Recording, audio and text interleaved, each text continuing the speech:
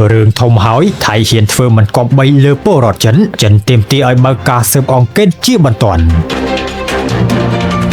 ប្រទេសថៃកំពុងរងការរិះគន់យ៉ាងខ្លាំងពីសំណាក់អន្តរជាតិក្រោយកើតមានករណីហិង្សាការធ្វើបាបយាយីលើជនបរទេសជាបន្តបន្ទាប់ដោយករណីចុងក្រោយនេះគឺប៉ះលើជនជាតិចិនតែម្ដងដោយសន្តិសុខថៃអាងខ្លួនជាម្ចាស់ប្រទេសបានប្រហិង្សាលើនារីភ្ញៀវទេសចរជាជនជាតិចិនម្នាក់បណ្ដាលឲ្យរងរបួសយ៉ាងធ្ងន់ធ្ងរជុំវិញរឿងនេះបានធ្វើឲ្យស្ថានទូតចិនផ្ទុះប្រតិកម្មយ៉ាងខ្លាំងនិងបានចេញសេចក្តីថ្លែងការណ៍បន្ទាន់មួយប្រាប់ឲ្យអាជ្ញាធរថៃបើកការស៊ើបអង្កេតជាបន្ទាន់ដែលចាត់ទុកថានេះគឺជាករណីហិង្សាជ្រុលហួសហេតុមិនអាចទទួលយកបានគួរឲ្យដឹងថាហេតុការណ៍នេះបានកើតឡើងនៅក្នុងព្រឹត្តិការណ៍ពិព័រណ៍ប្រឡោមលោកអន្តរជាតិឆ្នាំ